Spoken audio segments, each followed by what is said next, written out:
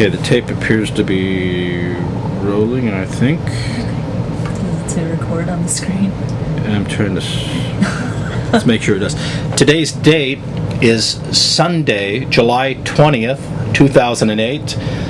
The time is approximately 1:50 p.m. We're in Carlinville, Illinois. And let me have everybody identify themselves. My name is Bill Clutter. I'm Director of Investigations for the Downstate Illinois Innocence Project at the University of Illinois at Springfield. And let me introduce my students, Priyanka and Sarah. My name is Priyanka Deo, and I am an intern at the Innocence Project at the University of Illinois at Springfield. Go ahead and spell your name, please. It's Priyanka, and the last name is Deo. All right. And Sarah? I'm Sarah Elizabeth Wellard. I'm also an intern at the Innocence Project at University of Illinois at Springfield. Could you spell your last name, please? Wellard. Okay. And Donald, can you go ahead and identify yourself? Your full name is Donald Johnston, is that correct? Yeah, Donald Johnston. And DONJOHNT.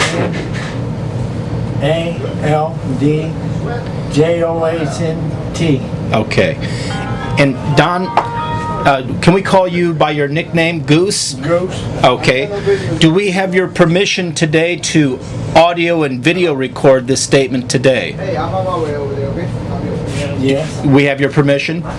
And can I place you under oath, and do you give this statement, do you swear to tell the truth just as if you were appearing in court and asked to swear before a bailiff? Yes, sir. Okay. And you are the same Donald Johnston who testified in the case of Thomas McMillen in Peoria, Illinois, back in 1991? Yes, sir. All right. And I'd like to ask you, were you involved in the murder of Melissa Koontz in any way? You're shaking your head. Can you reply verbally? No, you didn't. Did Tom McMillen or Gary Edgington have anything to do with the murder of Melissa Koontz? Think not. And let me ask you, why do you believe they had nothing to do with the murder of Melissa Koontz? I think they're innocent. And let me ask you, when you testified in the case, in Tom's case, on July 17th, 1991, you testified that you were present when Tom pulled the girl out of the car and he stabbed the girl in the arm. Tom did. And Gary was in the girl's car. Was that testimony truthful when you gave that testimony on July 17th, 1991? I think it's false. You testified untruthfully at Tom McMillan's trial? Can you give us a verbal response? Can you say yes or no? You're nodding your head. And were you present at all when Melissa Koontz was murdered? No. And I'm going to refresh your memory with the police report. Can I just clarify the Yes. question before? Because he nodded but then said no. You said that you testified untruthfully? I think untruthfully now. Untruthfully. I just wanted to clarify. Okay. You're being truthful today, is that correct? Yes, sir. And I'm reading from a Sangamon County Sheriff's report. This report was made by Gary Ewin, E-W-I-N. It's dated June 29th, 1989, and it's a report of events that occurred on the night of June 28th, 1989 at 10:27 p.m. Deputy Ewin responded to a prowler report in Modesto, Illinois, late at night, and he encountered you walking back in the direction of Carlinville, I believe. And I was walking towards Modesto. you were walking toward Modesto? Yeah. Okay. So let's correct that. And according to his report, you looked at a missing person poster of Melissa Koontz in his squad car and thought you had seen her at noon in Carlinville, that she looked like a girl you had seen at the home of Bob Conley in Carlinville. Do you remember that, telling him that? I remember something by name. Okay. And you thought that you saw this girl on the poster with another girl by the name of Sissy. And they were driving a small black car. Is it possible you could have mistaken the girl on the poster for somebody you had seen earlier that day? I could have. Okay. Could have. And at that time, did you had no information about the murder because, as you said earlier, you weren't involved in the murder. Is that a fair statement? Sure. That's true. Can you explain, and I know I got arrested for a Cubs of Dead rider board. Stealing a riding lawnmower? A Cubs of Dead. Okay. And then they turned me loose. And then the other police officers got me from Springfield. The detectives, Detective Mitchell and Detective Leonard? Yes, sir. And how did they treat you? Like crap. Did they threaten you with arrest? They took me out of Sangamon and they tried to feed me some Kentucky Fried Chicken. And did they accuse you of the murder of Melissa Koontz based on statements you had made while you were intoxicated in Carlinville? And they was arguing with me. What was the argument about? He goes, "You meant to murder her." Pointing to you. You committed the murder. Yeah, them too. How did that make you feel? I felt pretty bad about the deal. Okay. And what did they do or say that convinced you to testify against Tom McMillen in his trial? Them two cops told me you need to do is testify. There's more about in the deal. And I can't think of the can't think of the other guy's name up there. That lawyer I had, Pete Bordy. That's his name, Pete Bordy. And he gave me a couple hassles too, old Pete Bordy, up there at the deal. And I just told him, go ahead and send me, do what you got to do. Lock me up, go to Kenway. Did I'll you get out eventually. Did you plead guilty to a crime you didn't commit? Yeah, I meant guilty to the crime. Why would you do that? And dang, Why did you do that? them officers said, well, you guilty, you guilty. And I meant guilty to it. Almost the rest of the boys. Goose, can you describe? It's been said that you're a little slow. Can you describe? Are you currently receiving any type of Social Security disability? You're shaking your head yes. Can you respond verbally? Yes. And what is the diagnosis for the reason that you receive SSI? I get SSI and Social Security. Right. How long have you been receiving SSI? I can't remember. Has it been a long time? A long time. What's your disability? I get some cramps in my legs and stuff. Okay. And then And have you problems. have you had any type of psychiatric problems as well? In your mind. Any problem? Yeah. Okay, well, can you describe that?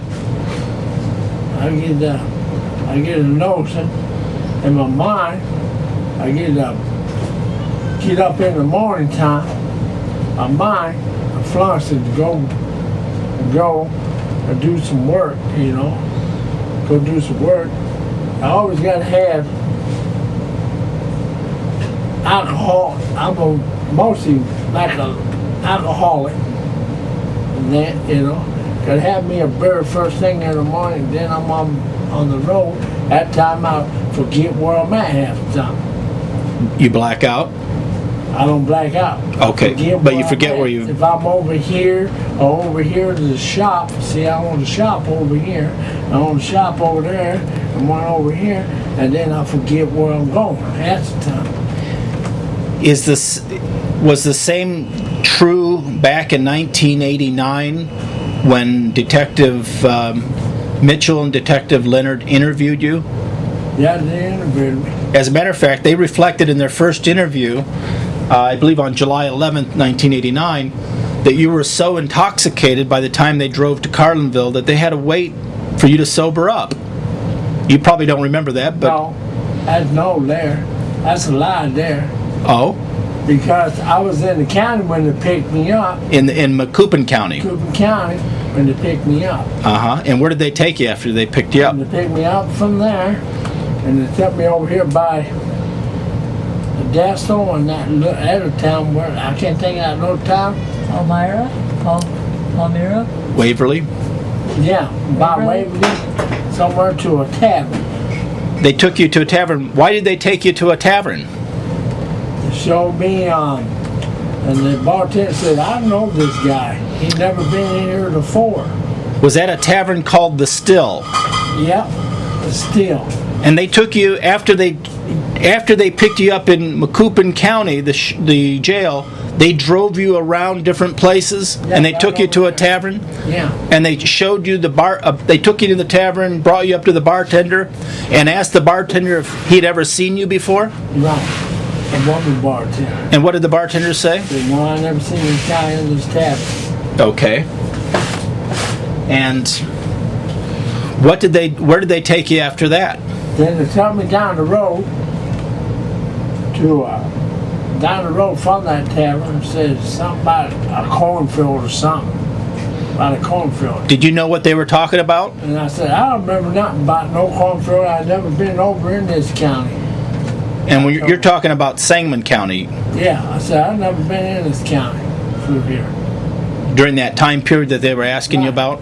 Yeah. You've been to Springfield before. Yeah, they took me to Sangamon County jail. That was in the old jail. Okay. The old jail. And then they tried to bribe me with some Kentucky Fried Chicken. Okay. Too. And then that's when he said, you're innocent, and that we gotta lock you up. They told you you're innocent and they have to lock you up? Yeah. I said, I don't know nothing about what you talking about. I said, I come out of one jail, get out of one jail, and then you take me to another jail, and take me to a bar.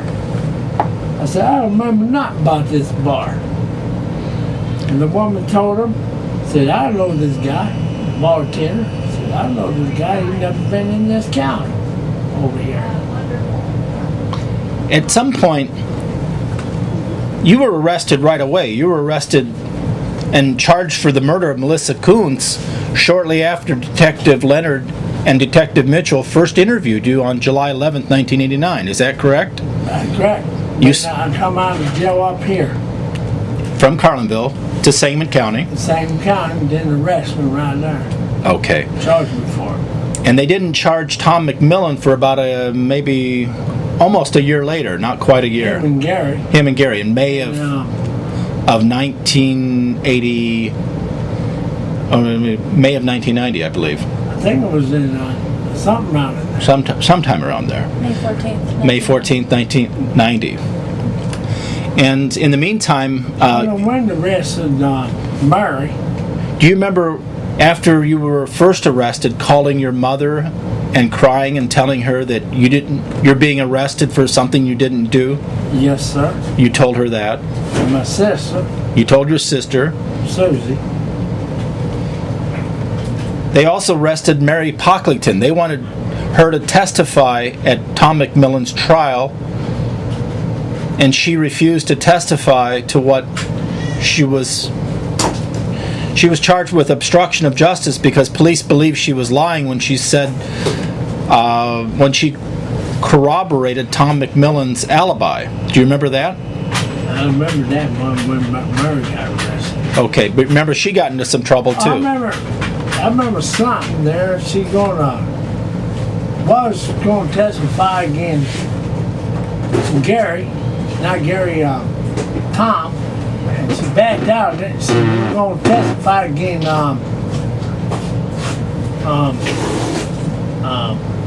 Gary Edgington. She was going to testify against him. Okay.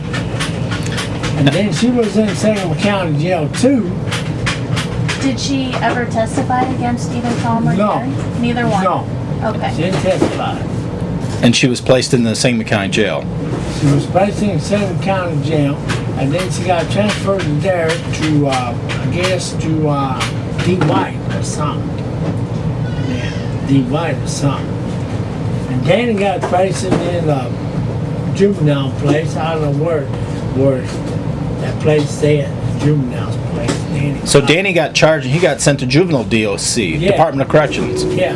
So I don't know where I am. you went to prison, Mary Pocklington went to prison, Danny went to prison, Right. Tom McMillan's still in prison. Not Brian. What I get Brandon? I get my little nephew on mine now. Danny went to a juvenile place. I don't know how long he stayed there. Danny Pocklington. I spent 7 years and a half over in Graham. My mom died April the 20th. I was in Sharon. I started out in the Graham first, Stephen. Then I went to Sharon. That's when they bring Tom and Gary in over there at Graham.